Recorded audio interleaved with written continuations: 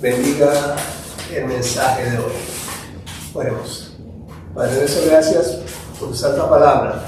Te pedimos que nos ayudes a meditar en tu palabra, aprender de ella y poder compartir ese mensaje con muchos. Gracias, Padre, en Cristo Jesús. Amén. Amén. Muy buenos días, hermanos. Dios le bendiga. En esta ocasión quisiera compartir con ustedes el texto del capítulo 6 del Evangelio según San Marcos con esta meditación de esta mañana, y le hemos titulado Oportunidades. Pero antes propiamente de entrar a analizarlo brevemente y compartir con ustedes, quisiera ver los ejemplos que las lecturas anteriores nos dan de oportunidades que siervos del Señor tuvieron y aprovecharon, y en contraparte algunas personas no. En la lectura que tuvimos de Ezequiel, capítulo 2, los versículos del 1 al 5, vemos a Ezequiel recibiendo de parte de Dios el llamamiento para que fuese a predicar a un pueblo rebelde. El llamamiento que Dios hace de Ezequiel para que le sirve, lo hace pidiéndole que vaya a hablarle a un pueblo difícil. ¿En qué aspecto vemos aquí que hubo una oportunidad? La oportunidad que se estaba presentando era escuchar el mensaje admonitorio o de advertencia que el Señor le estaba enviando al pueblo de Israel, y sin embargo ellos lo desecharon. Y miren cómo termina este capítulo 2 en el versículo 5, la lectura que tuvimos de Ezequiel. Dice: ¿acaso ellos escuchen? Pero si no escucharen, porque son una casa rebelde, siempre conocerán que hubo profeta entre ellos. O sea, que oportunidad de tener a un hombre comisionado por Dios que le advirtiera de su condición y pudiesen hacer los correctivos, siempre tuvieron. Pero como eran un pueblo rebelde, seguramente la oportunidad no la aprovecharon. Y en el capítulo 12 de 2 de Corintios, que también fue otra de las lecturas que tuvimos, vemos que el apóstol Pablo, como bien mencionaba nuestro hermano Reinaldo, hablando de lo que es el contexto del aguijón en la carne, dice que muchas veces él le pidió al Señor que se lo quitara. No nos dice exactamente cuál fue el aguijón. Hay muchas conjeturas. Una es que puede estar perdiendo la vista y que eso le dificultaba leer y obviamente también escribir. ¿Y qué le contestó el Señor cuando él le hizo esa petición urgente de que le quitara ese aguijón? Es decir, que no permitiera que su visión se deteriorase más. El Señor le dice: bástate mi gracia, porque mi poder se perfecciona en la debilidad. Y miren, hermanos, la contestación del apóstol Pablo. Dice: por tanto, de buena gana me gloriaré más bien en mis debilidades, para que repose sobre mí el poder de Cristo. O sea, ¿qué estaba de por medio en toda esta situación, hermanos? Estaba de por medio que la manifestación del poder de Dios se diera. Pero ahora, Pablo en un momento llegó a pensar que esa manifestación del poder de Dios se iba a manifestar de manera plena con él y todos sus sentidos y facultades en buenas condiciones. Es decir, él con una buena visión, él sin tanto achaques de la vejez, etc. Sin embargo, Pablo reconoce que la oportunidad que Dios le estaba dando para que se manifestase el poder de Dios era reconocer que en medio de toda esa circunstancia él debía gloriarse en Dios. Dios trabaja en nosotros, ya sea que tengamos todas las facultades o que no. Al fin y al cabo, mis estimados hermanos, la obra es de Dios, y como una vez creo que escuché, y a veces esos pronunciamientos de otras personas pueden resultar un poco chocantes, pero una vez escuché que alguien decía: Dios va a hacer tu obra contigo o sin ti. Amén. Y créanme que sí, eso le golpea muy duramente el ego a uno. Pero ¿cuál es la oportunidad que se da en ese momento?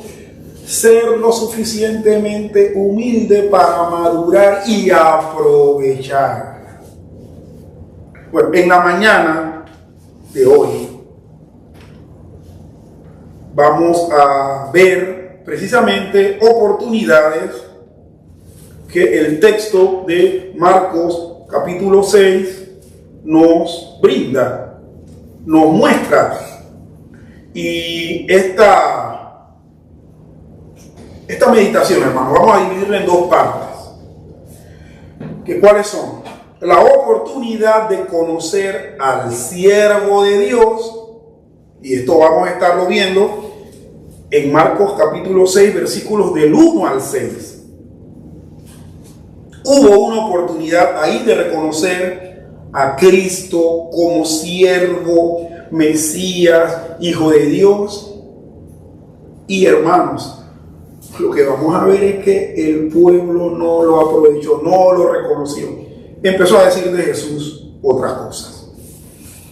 Y en segundo lugar, vamos a ver que también este pasaje nos habla de la oportunidad de enseñar la palabra. Y esto va a estar desde los versículos 7 al 13.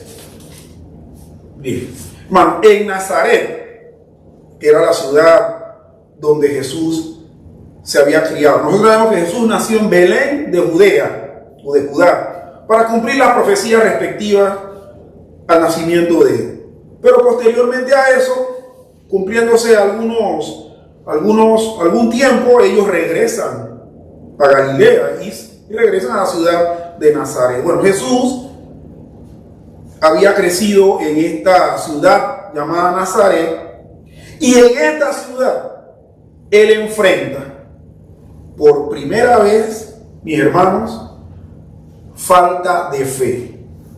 Y esto en contraste con la mujer del flujo de sangre que anteriormente nosotros vimos la semana pasada, que a costa de todo, como decíamos, creo que la semana pasada decíamos, le valió que la cuestionaran, una mujer con un flujo de sangre, es decir, con una menstruación, y que ritualmente eso era mal visto, era impuro. Ella aprovechó la oportunidad y tuvo la fe suficiente, tocó el manto del Señor, ni siquiera lo tocó a él, tocó el manto y recibió sanidad.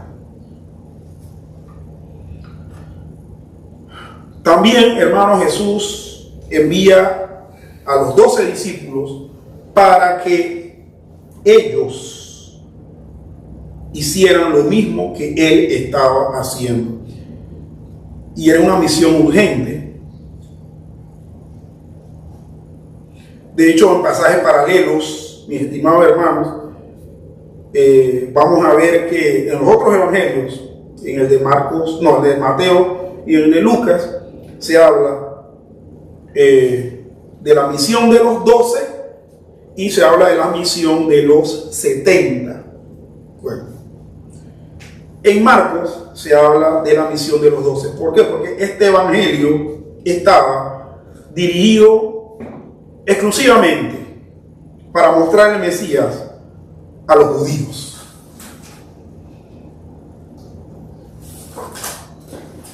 En este capítulo 6, mis estimados hermanos, vamos a ver que está lleno de oportunidades y algunas de ellas se perdieron debido a la incredulidad y otras se disfrutaron debido a la fe. Ahora bien, hermanos, quiero nada más hacer una aclaración, porque eso es lo que posiblemente hemos nosotros escuchado en ocasiones anteriores respecto al porqué de que Jesús no hizo milagros en esa región. Muchos dicen, porque de repente el texto bíblico lo plantea de esa manera, pero muchos dicen, Jesús no hizo milagros por la incredulidad de la gente. Es decir, que lo que se interpreta es que la incredulidad imposibilitó a Jesús, o sea, anuló de Jesús el poder de realizar milagros.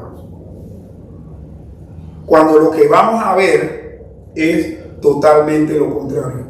Por la incredulidad, Jesús se abstuvo de hacer milagros. No que él queriendo hacer milagros no pudo hacer nada porque la gente era incrédula. No, simplemente Jesús no iba a honrar esa incredulidad de la gente con la que él se había criado, de los vecinos de él, tanto en su infancia como en su madurez adulta, y que lo habían despreciado. Simple y sencillamente, estas oportunidades las perdieron estas personas, porque el Rey de Reyes, el que es todopoderoso, única y sencillamente no quiso honrarlas. O sea, no pensemos, hermanos, que nuestras respuestas pueden condicionar el poder de Dios. Nosotros hemos ido viendo en todo lo que hemos podido cubrir de este evangelio según San Marcos, que los milagros, las cosas buenas, portentosas que acontecen en el universo son producto del poder de Dios y que Dios las hace conforme a su voluntad, sin importar si estamos dispuestos o no. Es como lo que dijimos hace un rato: Dios hace su obra con nosotros o sin nosotros. Nuestra actitud negativa no va a detener la obra de Dios, ni nuestra actitud positiva va a empujar la obra de Dios. La obra de Dios sigue porque el Señor, simple y sencillamente, Él la tiene, Él la empuja, Él está a cargo de ella. Los perjudicados somos nosotros, que simplemente no perdemos la oportunidad.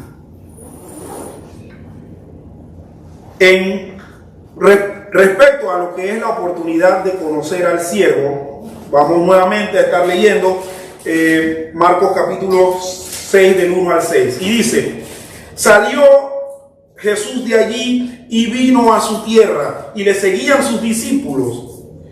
Y llegado el día de reposo, comenzó a enseñar en la sinagoga.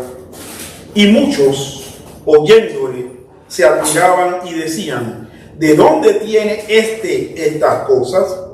¿Y qué sabiduría es esta que le es dada? ¿Y estos milagros que por sus manos son hechos? Hermanos, y en este versículo 3 vamos a ver que ahí es donde viene el menosprecio. ¿No es este el carpintero, hijo de María, hermano de Jacobo, de José, de Judas y de Simón? ¿No están también aquí con nosotros sus hermanas? Y se escandalizaban de él. Mas Jesús le decía: no hay profeta sin honra, sino en su propia tierra, y entre sus parientes y en su casa. Y no pudo hacer allí ningún milagro, salvo que sanó a unos pocos enfermos, poniendo sobre ellos las manos. Y estaba asombrado de la incredulidad de ellos, y recorría las aldeas de alrededor enseñando. Un año antes, mis estimados hermanos, la gente del pueblo de Jesús intentó matarlo. Pero él, con su gracia, regresó y les dio otra oportunidad de que lo conocieran. Pensaron que realmente le conocían porque creció en su ciudad y vivió allí por 30 años. Sin embargo, le veían como el carpintero y no como el Hijo de Dios. Y se asombraron de su sabiduría y obras. La familiaridad equivocada promovió la incredulidad, y la incredulidad les robó la bendición. Asimismo, como Jesús se maravilló de la fe, ahora se quedó maravillado de la incredulidad. Jesús se maravilló de la fe del centurión, Jesús se gozó de la fe de la mujer con el flujo de sangre. Es más, Jesús hasta se alegró de haber liberado al endemoniado gadareno de la legión de demonios que tenía. Pero en esta ocasión vemos que Jesús se admira, se maravilla de la incredulidad. Miren que algo que me llama la atención, que es como bien acabamos de decir, hubo una familiaridad equivocada que promovió la incredulidad. Hubo un tiempo aquí en Panamá cuando el evangelio estaba empezando a predicarse, también muchas personas estaban convirtiéndose, y genuinamente convertidos,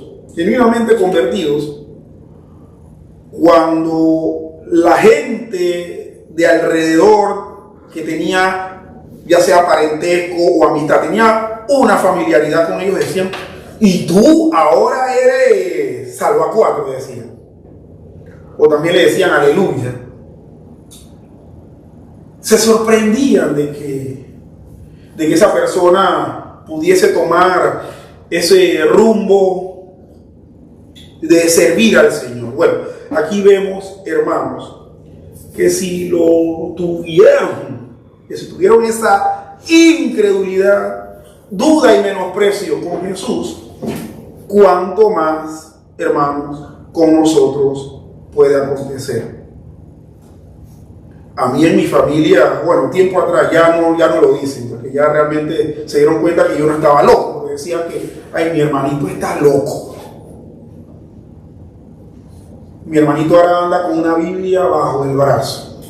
Hermanos, ahora yo entiendo que esa va a ser posiblemente muchas de las respuestas y actitudes de la gente que tiene, y precisamente va a ser la respuesta para no conocer a Dios. Va a ser una oportunidad perdida. Pero quiero compartir, hermanos, un poco más detalladamente algunos de las frases que hay en esta porción, en los versículos del 1 al 6. En el versículo 1 dice el texto que salió Jesús de allí y vino a su tierra. ¿Cuál era su tierra? La tierra de él. Si hablamos por el tiempo que él estuvo viviendo ahí, se crió, trabajó y creció, fue la ciudad de Nazaret. Y miren, la tierra de Jesús era Nazaret, no era la otra ciudad de la región de Galilea, que se llamaba Capernaum, que fue donde Jesús utiliza esto como centro de operaciones. Capernaum. No, Jesús había regresado a su tierra. Es como que allá en los Estados Unidos, el hermano Reinaldo dice, yo regreso a Panamá, y ¿qué van a decir los hermanos de allá de Newark? El hermano Reinaldo regresó a su tierra. Porque Gloria diga que va a regresar a su tierra, eso significa que Gloria va a regresar a Cerro Caña, que de hecho ya me lo está repitiendo de manera muy regular, y yo creo que en cualquier momento yo voy a regresar aquí y Gloria me va a dejar una nota diciendo que se fue, que se fue a su tierra. Bueno, a eso estamos refiriéndonos aquí. ¿Y por qué es importante que hagamos mención de eso? Por lo que vamos a ver posteriormente, que Jesús dice qué es lo que va a recibir de la gente de su tierra, que va a recibir menosprecio. Jesús llegó a Nazaret, regresa a Nazaret y encuentra una de las incredulidades de más alto grado a la que pudo experimentar durante su ministerio terrenal. Pero también vemos otra frase en el versículo 2 que dice, y llegado el día de reposo, comenzó a enseñar en la sinagoga. A enseñar en la sinagoga. Y parece que Jesús, hermanos, ya tenía fama de ser maestro o rabino, o que era una persona apta para que cuando llegase a la sinagoga se diese un pergamino con una lectura del Antiguo Testamento y posteriormente él hiciera alguna explicación, alguna locución referente al texto. Dice que comenzó a enseñar. Y también esto puede darnos a nosotros un indicio de que Jesús ya, habiendo predicado en otros sitios, como en Capernaum, por primera vez quiso predicar en la sinagoga de Nazaret. Empezamos a ver como que regresa a su tierra y empieza por primera vez a predicar en su tierra, en su propia tierra, entre su propia gente. Pero sabemos que la gente, como bien leímos, tuvo una respuesta. No es este el carpintero. Aquí en Panamá la palabra carpintero es un apellido muy común en la provincia de Chiriquí, casualmente. Epifanio Carpintero, recuerdo un pastor de la etnia Nove que conocimos hace años atrás. Carpintero es el griego tectón, que se refiere a carpintero, ebanista o trabajadores de madera y piedra, es decir, constructores de casa. Jesús menciona frecuentemente en sus enseñanzas todo lo referente a labrar la madera, cortarla, darle forma. Habla de que construyamos la casa sobre la roca y no sobre la arena. O sea, la profesión de Jesús era una profesión artesanal, pero en su rol de maestro, Jesús la menciona frecuentemente en su enseñanza. ¿Y qué nos dice el contexto? Bueno, el contexto sugiere que los antiguos vecinos de Jesús mencionaron sus días de artesano para establecer un contraste poco favorable con su nuevo rol de maestro. Es decir, sacaron a colación su oficio para desestimar su misión, para desestimar su enseñanza. Más, guardando las proporciones, mucha gente en medio nuestro ha sido personas que estaban adictas a algún tipo de droga. Llegan al Señor. El Señor les libera. Pasan el resto de su vida libres de esa cautividad. Y sin embargo, cuando esas personas compartían el evangelio, la gente decía: cállate, marihuanero. Bueno, aquí en Panamá dicen canyaxero. Cállate, canyaxero. O sea, toman muchas veces el pasado, algo del pasado, no necesariamente tiene que ser alguna adicción, pero para menospreciar el nuevo rol de la persona. Estamos viendo, hermanos, que hay una oportunidad de conocer a ese carpintero y reconocerlo como el Hijo de Dios. Y la gente que está haciendo en ese contexto, simple y sencillamente menospreciándolo. Nosotros podemos llegar a caer también en ese tipo de error. Juzgar a una persona por su aspecto o por su pasado. Hay un dicho que en medio nuestro dice: bueno, no juzgues al libro por su portada. El libro se tiene que juzgar por el contenido interno que tiene de información. Bueno, tristemente, hermanos, los nazarenos perdieron la oportunidad de ver en Jesús a lo que realmente él era: el Hijo de Dios, el Maestro, el Señor. También en el versículo 3 vemos que dice: ¿no es este el carpintero, hijo de María, hermano de Jacobo, de José, de Judas y de Simón? La gente reconoce que Jesús era el mayor de muchos hermanos. Esto punto a favor de lo que, o bueno, un punto en contra de lo que dicen que Jesús no tuvo más hermanos, sino que tenía primos y que María fue siempre virgen. Bueno, aquí vemos que Jesús tenía 3 hermanos varones y no sabemos la cantidad de hermanas. Tenía bastantes hermanos.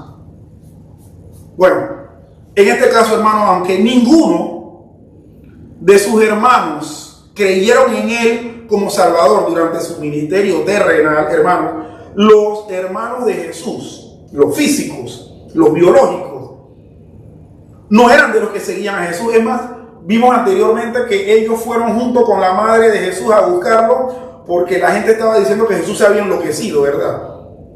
Y entonces, ¿quiénes estaban ahí? ¿Quiénes? Me imagino que llegaron así con las manos cruzadas. Jesús, ya, deja el show, vente para la casa. Ninguno de ellos creyó. Solamente Jacobo y Judas creyeron en él, pero después de la resurrección. O sea, tuvieron que ver a Jesús resucitado, hermanos. Tuvieron que ver a Jesús resucitado para que el estigma de carpintero se le cayera de su mente.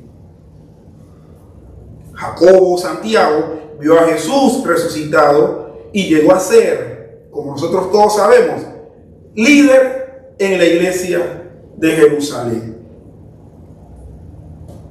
Hermanos, veamos todo lo que puede ocasionar el rechazar a Jesús, el perder la oportunidad. Puede tener el riesgo de que eso nos lleve a una incredulidad, y esa incredulidad nos lleve a la condenación eterna. Solamente se dice que 2 de los hermanos de Jesús creyeron en él. De los demás no se menciona. Obviamente la madre de Jesús estaba ahí también como creyente, pero los demás no se mencionan. Tenía el estigma de que él era un carpintero, que se dejara de locura, de que se dejara de estar fomentando discusiones en la sinagoga. Fue una oportunidad dada, pero una oportunidad perdida. En el versículo 4 dice: mas Jesús le decía, no hay profeta sin honra, sino en su propia tierra y entre sus parientes y su casa. Hermanos, este dicho muy triste se refiere a Galilea, lugar de su crianza y posterior menosprecio.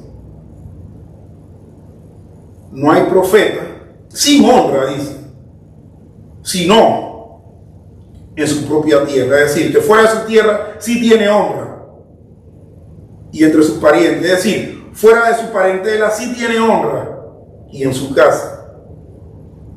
Y ocurrió a Jesús. Muchos de sus hermanos lo menospreciaban. ¿Quiénes creyeron en él? Mucha gente que no tenía vínculos sanguíneos ni biológicos con Jesús.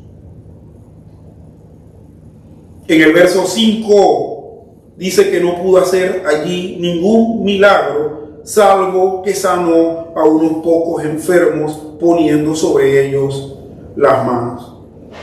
Y en esto, hermanos, tenemos que decir lo siguiente: Jesús era completamente capaz de obrar milagros en Nazaret. Si lo hubiera querido,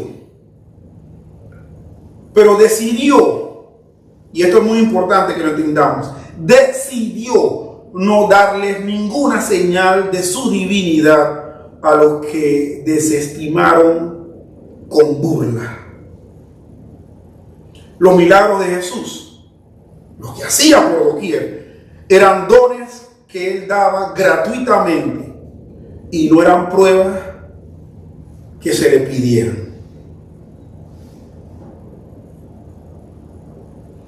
El hecho de que el texto diga no pudo hacer, no quiere decir que él se vio incapaz de hacerlo. Realmente, hermanos, él no quiso. ¿Por qué? Porque el mismo texto dice: salvo que sanó a unos pocos enfermos poniéndole sobre ellos sus manos. Él quiso honrar a unos y a los incrédulos no quiso honrarlos, sencillamente. En el versículo 6 se dice: y estaba asombrado de la incredulidad de ellos, y recorría las aldeas de alrededor enseñando. Incredulidad. Dice que estaba asombrado de la incredulidad. Esa insensible incredulidad de los de la tierra de Jesús, hermanos, está en contraste con los humildes e insistentes ejemplos del paralítico y de la mujer de flujo de sangre, y no solamente de eso, sino de Jairo, y aún del endemoniado Gadareno. Ellos tuvieron credulidad o fe en el Señor, y entonces eso le dio poder al Señor para sanarlo, ¿no? Simple y sencillamente, Jesús honró a los que tenía que honrar y a los que no, simplemente no honró. Pero esa incredulidad, mis estimados hermanos, lo maravilló, lo asombró.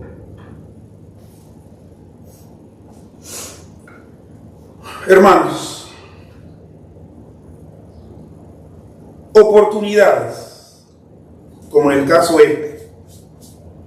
de conocer a Jesús como Salvador, tuvieron ellos en su momento.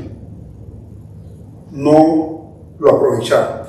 De hecho, esto no fue solamente una característica de los nazarenos. Eso fue una característica general en todo el pueblo de Israel, porque la Biblia dice que a los suyos vino y los suyos no le recibieron. Los israelitas de la época de Jesús no aprovecharon creer en el Señor. Dios quiera que en nuestros corazones no haya ese tipo de pensamientos. Oportunidad de enseñar la palabra. En los versículos del 7 al 13 se nos dice: después llamó a los 12 y comenzó a enviarlos de dos en dos, y les dio autoridad sobre los espíritus inmundos, y les mandó que no llevasen nada para el camino, sino solamente bordón, ni alforja, ni pan, ni dinero en el cinto, sino que calzasen sandalias y no vistiesen dos túnicas.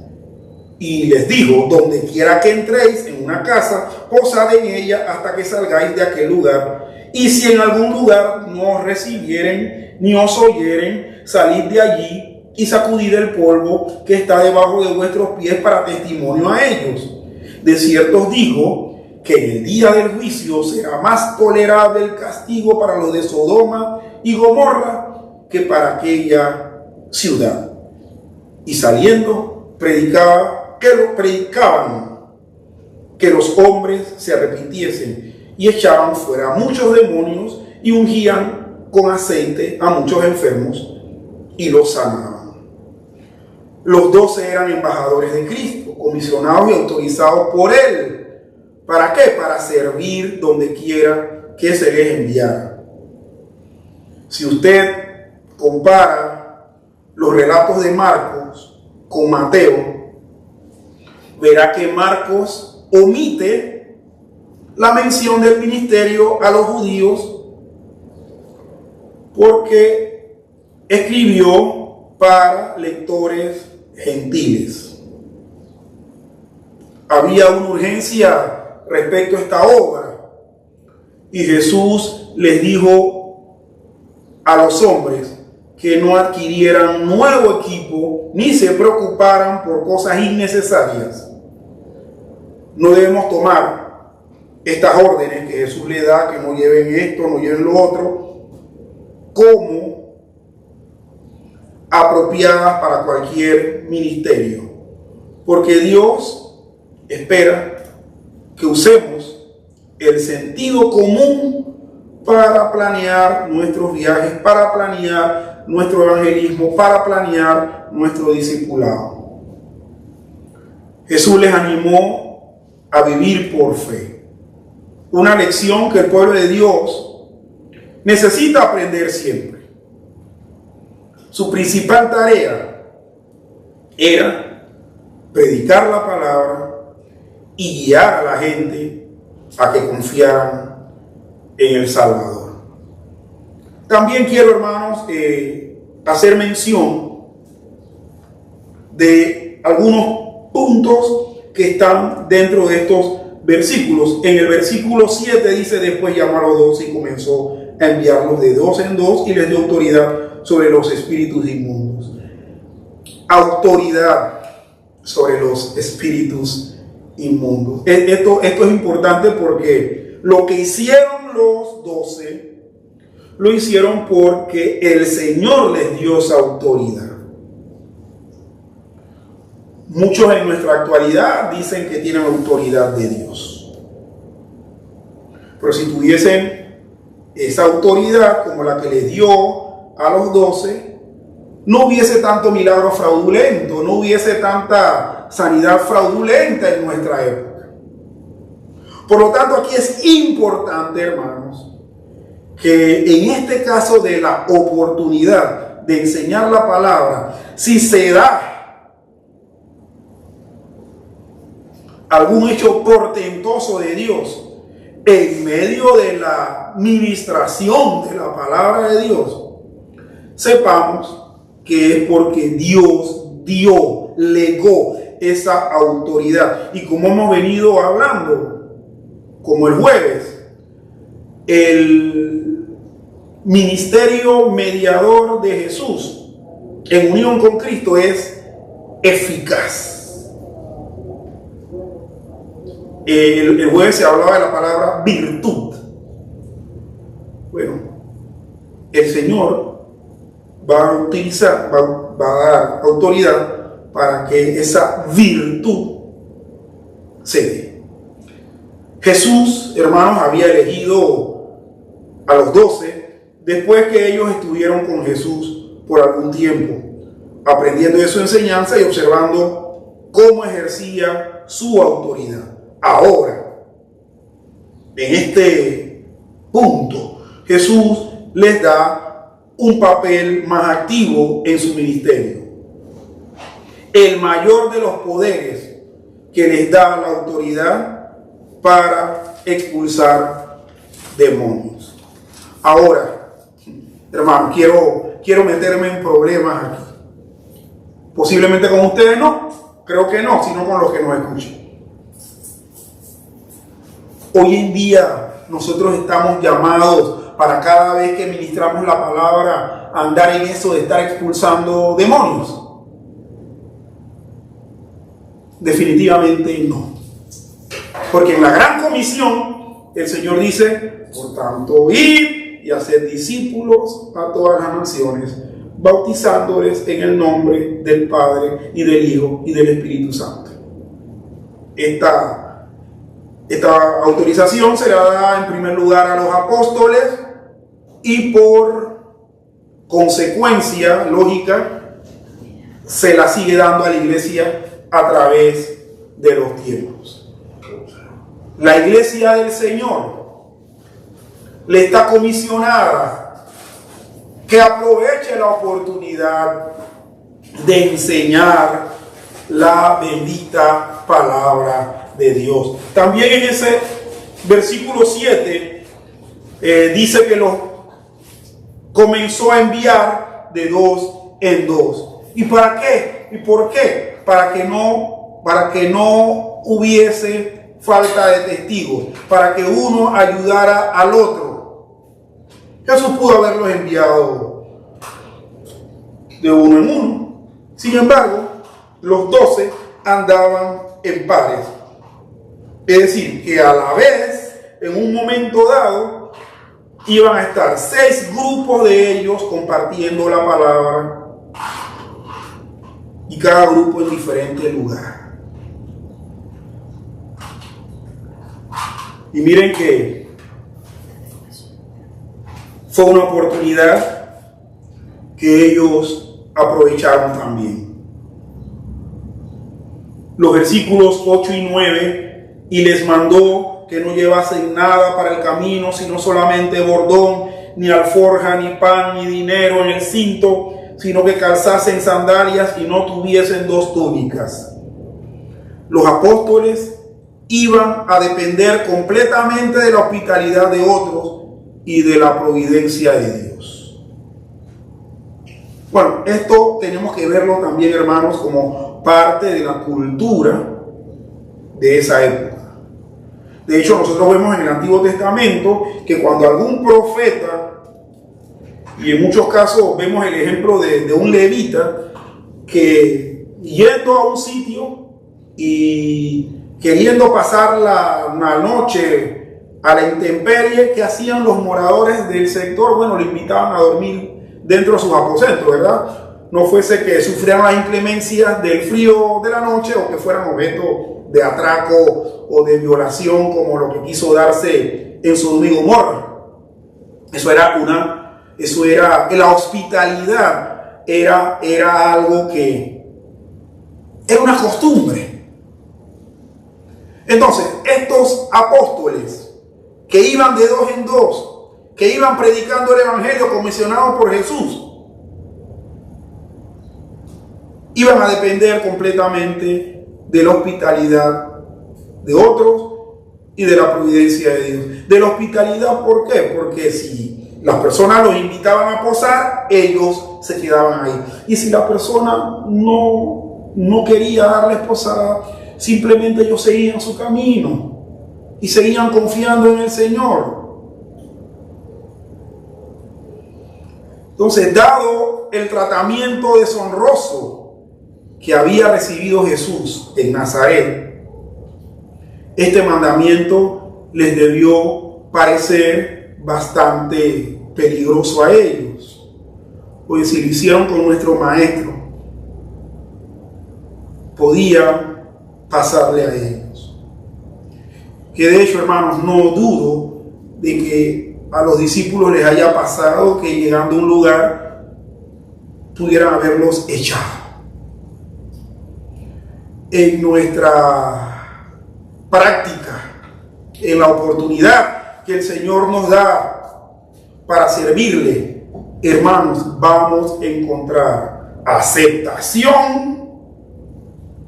¿Cómo no aceptación? Es decir, rechazo. Si fuese 100% aceptación, este recinto estuviese de bote en bote. Si fuese 100% así, cada vez que hemos salido a evangelizar, la gente no solamente toma el tratado, sino que pide que hablemos más con ellos, y el domingo siguiente a la evangelización ya estuviesen aquí, ¿verdad? Sin embargo, ¿qué es lo que hemos experimentado? Rechazo. Eso es lo que vamos. Pero nosotros debemos tomar la oportunidad de servir al Señor. No porque nos rechazan, bueno, yo no voy a evangelizar más porque la gente en verdad que no me está prestando atención. Hermanos, sigámoslo haciendo. Va a haber, en medio de la ejecución de esa obediencia al Señor, en ese aprovechamiento de esa oportunidad, personas que van a ser hospitalarias en el sentido de que van a recibirnos para que le compartamos la palabra del Señor. En el versículo 11, mis estimados hermanos, vemos que dice: y si en algún lugar no os recibieren ni os oyeren, salid de allí y sacudid el polvo que está debajo de vuestros pies para testimonio a ellos. De cierto os digo que en el día del juicio será más tolerable el castigo para los de Sodoma y Gomorra que para aquella ciudad, para testimonio de ellos. Eso indica que en el caso muy particular de lo que estamos viendo, Nazaret y ciudades aledañas, porque sabemos, hermanos, tenemos que ser honestos. Sabemos que Nazaret sí demostró descaradamente una incredulidad en el Mesías, en Jesús. Pero también sabemos que hubieron ciudades como Corazín, Betsaida.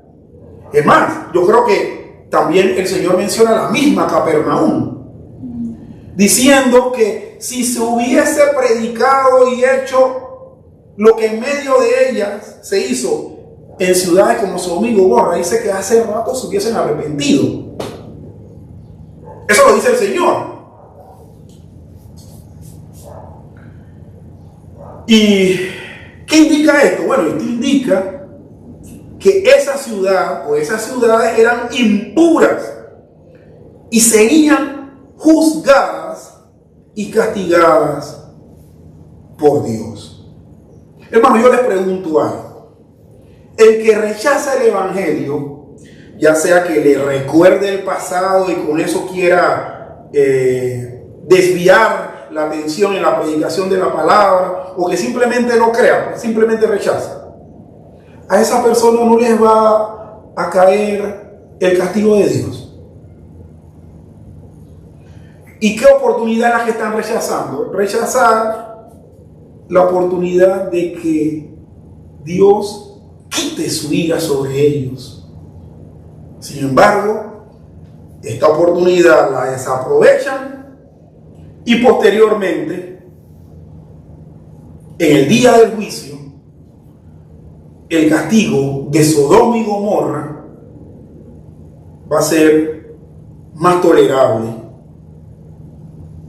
que el castigo que las personas que rechazaron a Jesús, tanto en el pasado como en la actualidad, recibirán.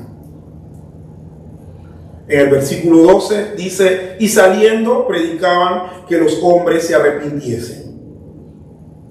El arrepentimiento está en el centro de la proclamación que hace Juan y que hace Jesús. Debe ser también el centro de la proclamación que nosotros hagamos el día de hoy. Tenemos que decirle a las personas que se arrepientan. Usted sabe que hay un método, no voy a decir el nombre porque posiblemente me voy a buscar enemigos con esto, pero había un método evangelístico que decía en su primera parte, decía: Dios te ama y tiene un plan maravilloso para tu vida. cuando el anuncio de Jesús, ¿qué era lo que Jesús le decía a la gente hoy? Arrepentidos, sepulcros branqueados, que nos enseñó a huir de la ira venidera. Bueno, Jesús hasta hijos de Satanás le decía a la persona, pero se lo decía con la intención de que se arrepintieran porque tenían que reconocer su condición de perdidos y posteriormente confiar en Él para poder hacerse del reino de Dios. Estos 12 hermanos continuaron y extendieron con su predicación de que predicaban que la gente se arrepintiera el ministerio empezado por Juan y por Jesús. Y en el versículo 13 dice que echaban fuera muchos demonios y ungían con aceite a muchos enfermos y los sanaban. Ungían con aceite. En aquel tiempo el aceite era usado en las curaciones y en la actualidad hay algunas comunidades cristianas que practican rituales de unción para curar. ¿Pero qué hay con eso? Bueno, al manifestar el poder de Dios, ya que los discípulos estaban aprovechando la oportunidad de obedecer el mandato de Cristo, estos lo hacían según la forma cultural de su época.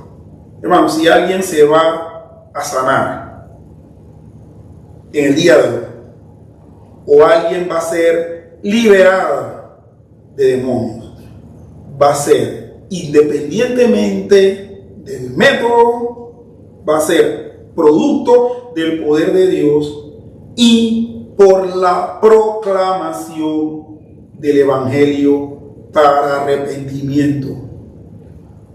Nosotros hoy vemos grupos cristianos que organizan campañas de sanidad y no invitan a las personas a arrepentirse. Por esa razón es que esas actividades, esos eventos son multitudinarios. ¿Por qué? Porque la gente va a buscar el bien prometido y posteriormente se retira, no se arrepiente de nada, si es que consigue realmente el beneficio de sanidad o de liberación que se les prometió. Hermanos, tenemos dos aspectos de la oportunidad. ¿Qué nos dice este pasaje? En general, ya tenemos que aprovecharlo, pero aprovechémoslos conforme a lo que la Biblia nos dice, no conforme a nuestros pensamientos. Hermanos, dos hechos asombrosos, muy diferentes, aparecen juntos. Las enseñanzas de Jesús asombran a sus antiguos vecinos, pero sus mentes cerradas y duro corazón dejan asombrados a Jesús. Hoy vemos un contraste similar cuando la gente recibe la bondad de Dios, pero sigue en la ingratitud y en la incredulidad. Pero Jesús no tomó represalias, ni borró a la gente, ni siquiera cuando lo desecharon con desprecio. Jesús tomó el rechazo del mundo de una manera tal que siguió reconciliando a los elegidos por el puro afecto de su voluntad. Los discípulos, los 12, multiplican el ministerio de Jesús, edificando sobre él el fundamento que dejó Juan el Bautista y anticipando sus propios ministerios que van a llevar abundantes frutos con Cristo. Cuando Jesús, hermanos, envía a los 12, les dice que no todos van a recibir el Evangelio, como ocurre también en la actualidad. Sin embargo, ¿qué debemos nosotros saber que Dios abre siempre corazones y puertas y promete que hará lo mismo hasta el fin de los tiempos. Mis estimados hermanos, tomemos estas palabras, este texto de Marcos capítulo 6, de los versículos del 1 al 13, como aliento y ánimo para nuestras vidas. Y también como fuente de introspección. Que el Señor les bendiga. Amén.